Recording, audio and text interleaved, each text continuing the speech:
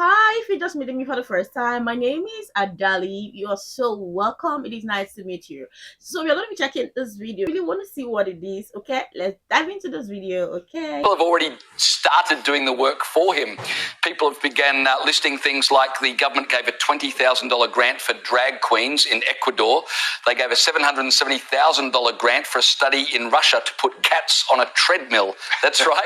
US taxpayers paid for that. And of course, I seem to remember there was the Pentagon had an accounting error of about $2 billion in money for Ukraine. Sometimes billions just go missing, Matt. So this will not only save Americans money, but it's going to be highly entertaining. Think of the money you can save on the cinema. You just watch what Elon and Vivek are doing in the public service. But if he does it the way he says he's going to do it, which is purely by social security number so that it's blind and completely non-political, you'll still have half a cat on a treadmill. You'll still have half a drag queen in El Salvador. And no one will notice any difference in the functioning of the state. So just have you'll have all the same programs. They'll just be half as good or half as bad as they are. No, they're going to be shutting down the programs. That is the crux of the matter, and that's what they're on to. Well, Ramaswamy said that the bureaucrats would go as a basis of their social security number. But if they were shutting down the programs, then that is inherently, by definition, politically motivated. But anyway, just not to drown in semantics, I think it will be a very, very interesting experiment, and I just wish that our politicians, even if they're doing really crazy stuff or really bad stuff, could do it in such an entertaining way. It's so much fun. And Donald Trump's statement, this is the beauty of it, is he's actually admitted, my best mate Matt, who was convinced that Trump was going to win and has this great theory about why it's going to happen, and he's right, is because Trump is just pure Hollywood. He is pure entertainment, and he's now just, the fig leaf's gone, the election's won, he's just going to say, I'm going to do this in such an incredibly fun way, you just will not be able to take your eyes off it. Why wouldn't you? It's going to be so entertaining. It's fantastic. It's You're going to do the job. You might as well make it entertaining. That's why I'm here. Well, the other thing it does, of course, is because they'll cop criticism, no doubt, because there'll be job losses, programs cut.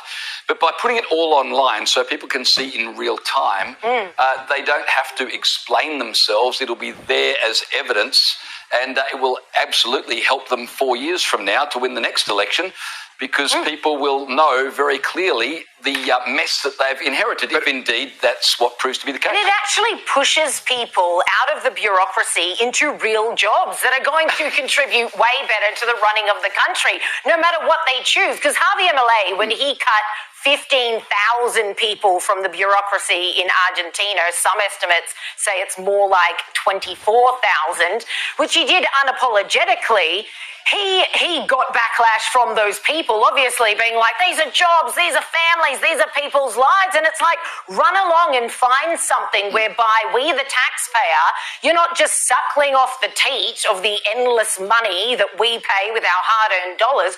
Go out and get a real job instead of sitting in these government offices doing sweet jack all for years and years on a pretty penny. I think he's actually doing something a bit more sophisticated than that. And if it's what I think it is, it's in fact extremely clever, which is that he's creating a kind of Hunger Games between actual workers who do service delivery and do provide vital services to people, for example, on low incomes, or people who, would not otherwise be, able to stand on their own 2 feet, which is what government should be for.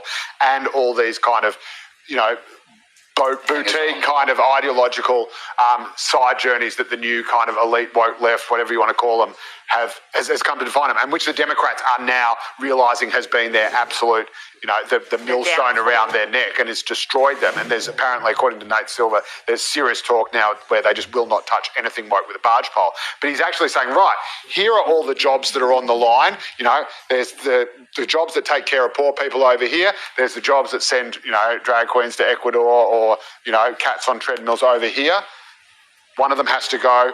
Which one is it going to be? That's exactly what Elon Musk did at Twitter, right? He got rid of 80% of the staff, most of them working in DEI and so forth, and Twitter kept on functioning. People sometimes criticise it, but anyone who runs a business knows. I mean, isn't it a famous old adage? 25% of your employees do 80 to 90% of the work. If you get rid of the others, you're not really going to miss them. And it's the same with these government agencies. It's the same with these government departments. Every employer, whether small business or large business knows this.